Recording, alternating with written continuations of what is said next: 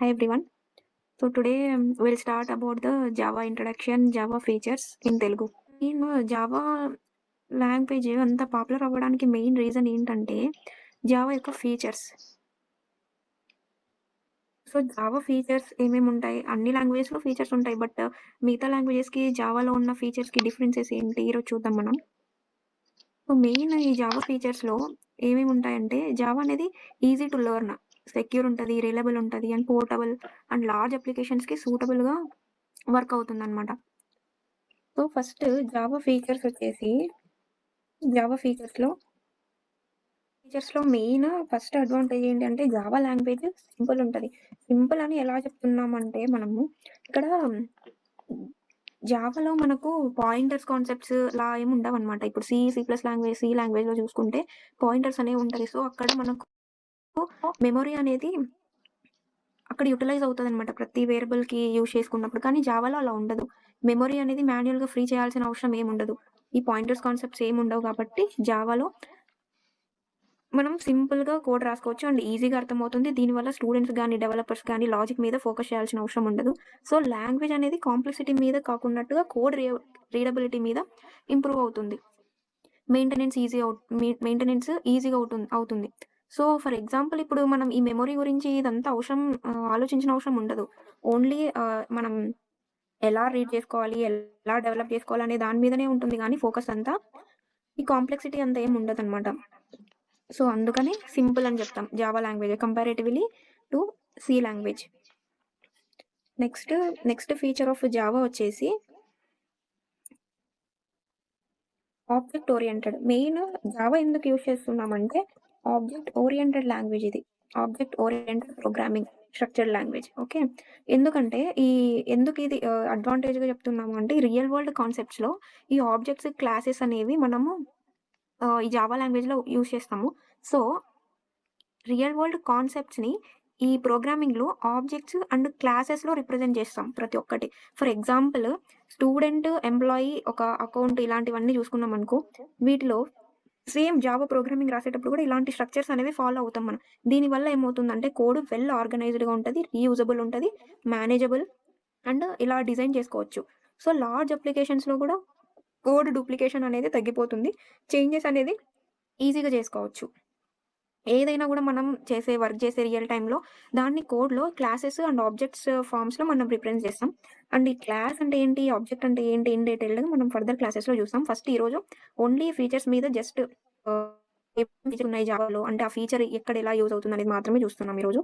So, in డెప్త్‌గా మనం further క్లాసెస్‌లో డిస్కస్ చేద్దాం. So, third feature of the Java ఏంటంటే ప్లాట్‌ఫార్మ్ ఇండిపెండెంట్. ప్లాట్‌ఫార్మ్ ఇండిపెండెంట్ అని ఎందుకు చెప్తున్నామంటే, one of the most powerful feature in the Java వచ్చేసి ప్లాట్‌ఫార్మ్ ఇండిపెండెంట్. సో, ఇప్పుడు ఫర్ ఎగ్జాంపుల్ మనం ఒక కోడ్‌ని విండోస్‌లో రాసినాం ఒక డెవలపర్. సో, ఆ కోడ్‌ని నువ్వు తీసుకుపోయి నీ దగ్గర లైనక్సో, మ్యాకో ఉంది. నువ్వు దాంట్లో ఎగ్జిక్యూట్ చేయాలనుకుంటున్నావు. చేసేయొచ్చు ఈ జావా కోడ్‌ని. సో, మిగతా కొన్ని లాంగ్వేజెస్ ప్రోగ్రామింగ్ చూసుకుంటే అలా ఉండదు ఆప్షన్స్. కానీ ఈ జావా అనేది మనకది సపోర్ట్ చేస్తుంది. వితౌట్ చేంజ్ కూడా నేను ఏ కోడ్ అయితే అది రాసానో నా విండోస్ మిషన్‌లో, నీ కోడ్‌ని తీసుకెళ్ళి నీ మిషన్‌లో నువ్వు రన్ చేసుకోవచ్చు. Without changing. సో, ఇది జావాలో పాసిబుల్ అవుతుంది. జావా ప్రోగ్రామ్ డైరెక్ట్‌గా ఎందుకు ఇక్కడ ఇలా పాసిబుల్ అవుతుంది అంటే, జావా ప్రోగ్రామ్ అనేది డైరెక్ట్‌గా ఓఎస్ మీద రన్ అవ్వదు. ఇక్కడ ఇంకో కాన్సెప్ట్ వస్తది. జేవీఎం అని చెప్పేసి జావా వర్చువల్ మిషన్ అనేది. సో, ఈ జావా కోడ్ అనేది ఈ జేవీఎంలో రన్ అవుతుంది. అందుకని చెప్పేసి మనకి ఏ ఆపరేటింగ్ సిస్టమ్ అన్న మిషన్స్‌లో గాని రన్ అవుతుంది. జావా మెయిన్ ఇక్కడ ఈ ప్లాట్‌ఫార్మ్ ఇండిపెండెంట్ అని గుర్తుకొస్తేనే మనకు ఎందుకు ప్లాట్‌ఫార్మ్ ఇండిపెండెంట్ అని చెప్తున్నాము అంటే, జావా కోడ్ అనేది జేవీఎంలో Java program will run on JVM. మనం ఈ జేవీఎం ఏంటి? ఇవన్నీ మనం ఇన్ డీటెయిల్‌గా ఒక క్లాస్ చేశాను వాటి మీద. సో, ఇన్ డీటెయిల్డ్‌గా will see into there. Fourth వచ్చేసి architectural neutral.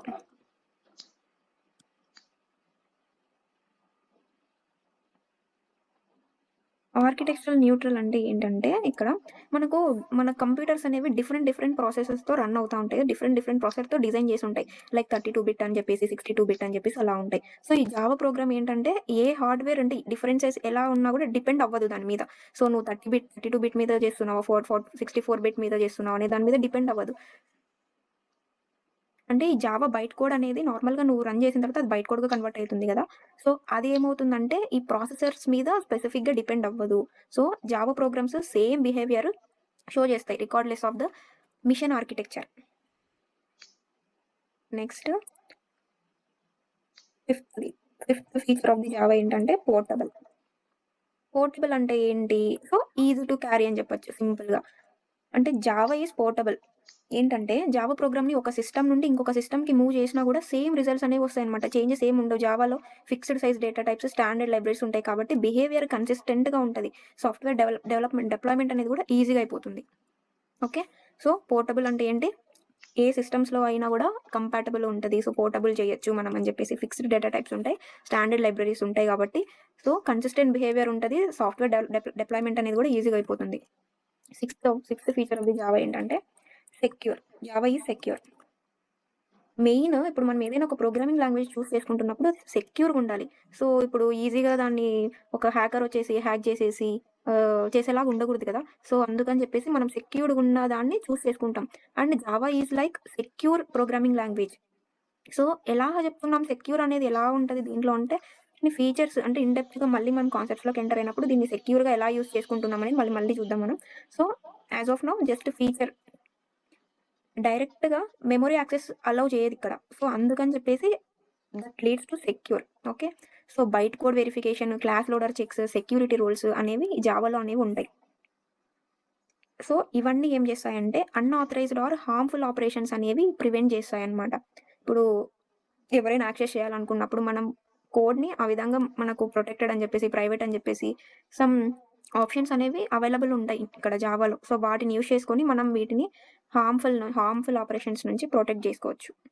So, which leads to secure application.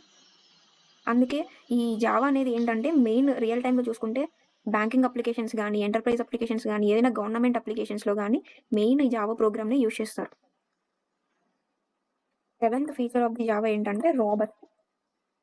Robust అంటే ఏంటి నార్మల్‌గా అంటే రాబస్ట్ లాంగ్వేజ్ అని అంటారు జావాని. ఎందుకు అంటే ఎర్రర్స్‌ని హ్యాండిల్ చేయగలుగుతది ఏవైనా గూడా. అంటే ఈ జావా సపోర్ట్ చేస్తది. ఎంత ఇన్‌బిల్ట్‌గా ఎక్సెప్షన్స్ ఏవైనా వచ్చినప్పుడు ఎలా హ్యాండిల్ చేయాలి, స్ట్రాంగ్ టైప్ చెకింగ్, టైప్స్ ఉంటాయి ఇక్కడ మనకు జావాలో.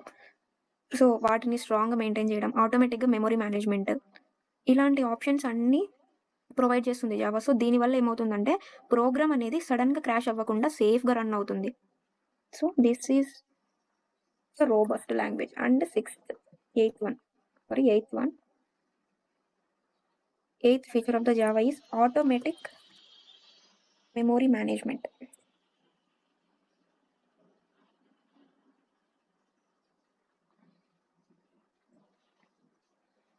Memory management. ఓకే.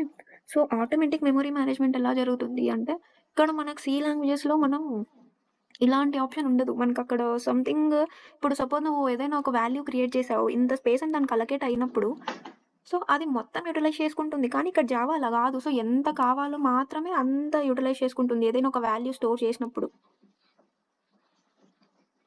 అండ్ ఇంకొకటి ఏంటంటే ఇక్కడ డెవలపర్ అనే ఇప్పుడు సపోజ్ ఏదైనా వాల్యూ చేసుకున్నప్పుడు, ఏదైనా ఒక వాల్యూ స్టోర్ చేసినప్పుడు, ఏదైనా ఒక వేరియబుల్‌లో మేనేజ్ చేయాల్సిన అవసరం ఉండదు మాన్యుయల్‌గా. ఆటోమేటిక్‌గా సమ్ ఇన్‌బిల్ట్ ఆప్షన్స్ వల్ల ఆటోమేటిక్‌గా మెమరీ అనేది ఎంత కావాలో మాత్రమే అంత తీసుకుంటది ఇక్కడ.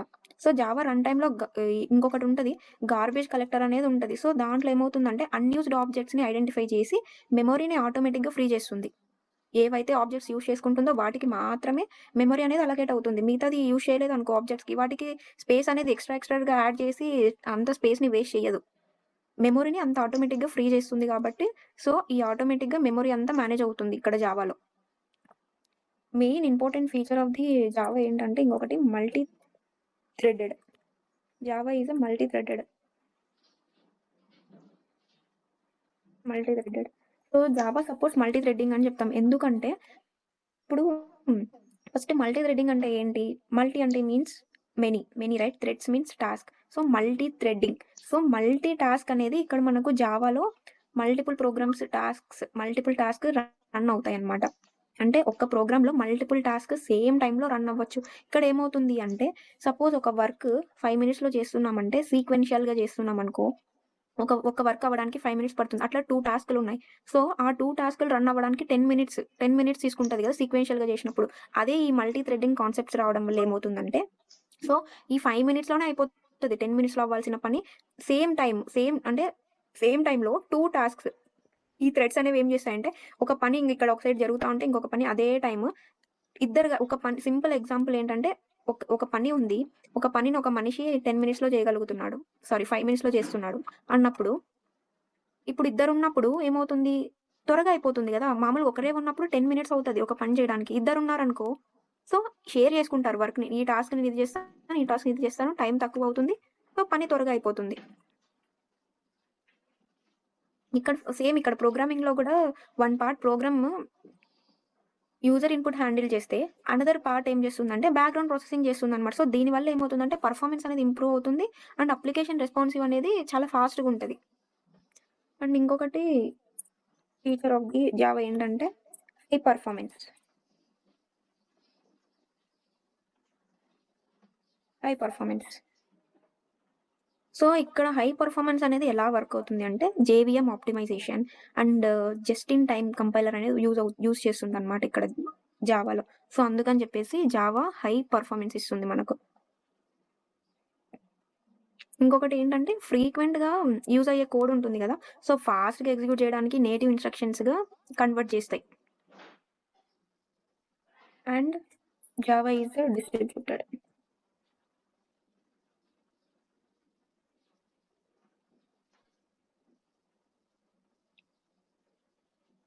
జావా సపోర్ట్స్ నార్మల్‌గా డిస్ట్రిబ్యూటెడ్ అప్లికేషన్స్ అంటే ఏంటంటే, నెట్వర్క్ మీద వర్క్ చేసే సిస్టమ్స్. జావాలో నెట్వర్కింగ్ లైబ్రరీస్ ఆల్రెడీ ఉంటాయి. సో, క్లయింట్ సర్వర్ అప్లికేషన్స్ గానీ, నెట్వర్క్ బేస్డ్ సిస్టమ్స్ గానీ ఈజీగా డెవలప్ జేసుకోవచ్చు. And 12th feature of Java is dynamic. Java is a dynamic language. అంటే ప్రోగ్రామ్ రన్ టైమ్‌లో క్లాసెస్ లోడ్ చేయడం, ఆబ్జెక్ట్స్ క్రియేట్ చేయడం పాసిబుల్ అవుతుందనమాట. సో, ఇది అప్లికేషన్‌ని ఫ్లెక్సిబుల్‌గా అండ్ ఎక్స్‌టెండబుల్‌గా చేస్తుంది. సో, ఫైనల్‌గా ఏంటంటే ఈ జావా ఫీచర్స్ అన్నీ కలిసి జావాని ఇండస్ట్రియల్ లెవెల్ గాని, enterprise level ready and long term యూజ్‌ని సూటబుల్ లాంగ్వేజ్‌గా చేస్తాయి. So, these are all the features of the Java. First one feature of the Java is simple, object oriented, platform independent, architecture neutral, portable, secure, robust, automatic memory management, multi threaded, high performance ఉంటుంది and distributed and dynamic.